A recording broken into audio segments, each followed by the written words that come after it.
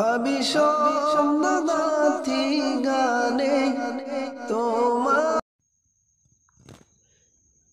বিসমিল্লাহির রহমানির রহিম। আশা করি আপনারা উপস্থিত সকলেই সৃষ্টিকর্তার অশেষ রহমতে ভালো আছেন। ৭ই মার্চ উপলক্ষে আয়োজিত এ অনুষ্ঠানে উপস্থিত সভাপতি, চেয়ারম্যান, অভিভাবকবৃন্দ, আমার ছোট ও বড় ভাই ও বোনেরা, সকলকে আসসালামু আলাইকুম। ১৯৭১ সালে ৭ই মার্চ বাঙালি জাতিকে পাকিস্তানি বন্দিদশা থেকে মুক্তি করতে মুক্তিকামী মানুষের জন্য এক অমর বাণী ভাষণ দিয়েছিলেন জাতির পিতা বঙ্গবন্ধু শেখ মুজিবুর রহমান।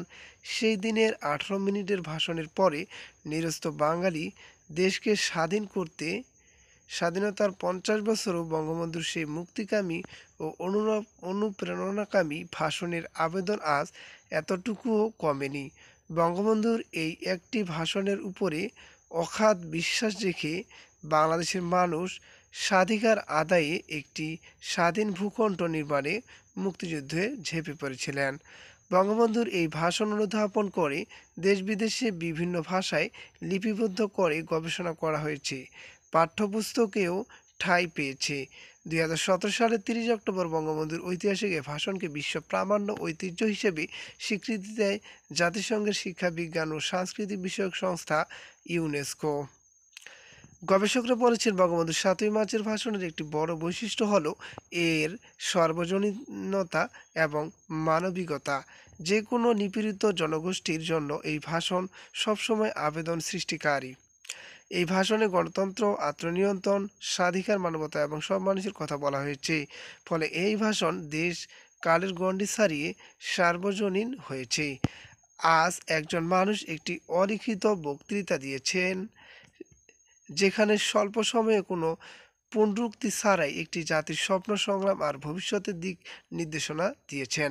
তিনি বিশ্বাসের জায়গা থেকে কথা বলেছেন, সাধারণ মানুষের কাছে গ্রহণযোগ্যতা পেয়েছেন। সবচেয়ে বড় কথা, বঙ্গবন্ধু সাধারণ মানুষের চাওয়া পাওয়া বুঝতে পেরেছেন। তারা যা চেয়েছেন বঙ্গবন্ধু তাই তাদের কাছে তুলে ধরেছেন। ফলে এই ভাষণটি একটি জাতির প্রত্যাশার আয়নায় পরিণত হয়। এই ভাষণে একটি জাতিকে মুক্তিযুদ্ধে ঝাঁপিয়ে পড়তে উদ্বুদ্ধ করেছে। মুক্তিযুদ্ধ চলাকালেও এই ভাষণ প্রেরণা জুগিয়েছে, আর এত বছর পরেও মানুষ তার ভাষণ তন্ময় হয়ে শোনেন।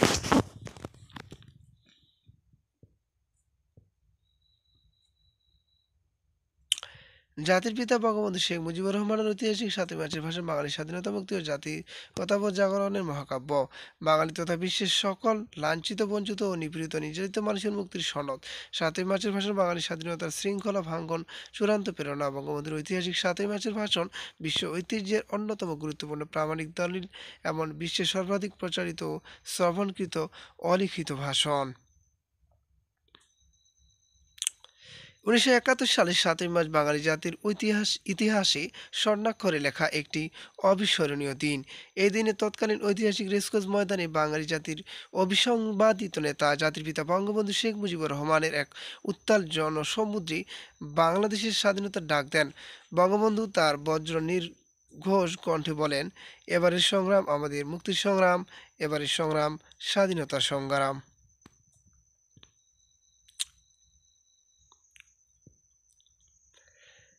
এই ঐতিহাসিক ভাষণের মধ্য দিয়ে বঙ্গবন্ধু পাকিস্তান শাসক গোষ্ঠীর অত্যাচার, নির্যাতন, নিপীড়নের বিরুদ্ধে আন্দোলনরত নিরস্ত বাঙালি জাতিকে মুক্তির মহান মন্ত্রে উজ্জীবিত করেন।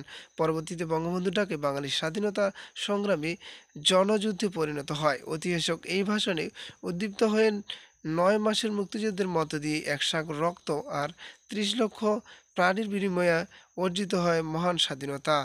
বিশ্ব মানচিত্রে প্রতিষ্ঠা লাভ করে স্বাধীন সার্বভৌম বাংলাদেশ রাষ্ট্র।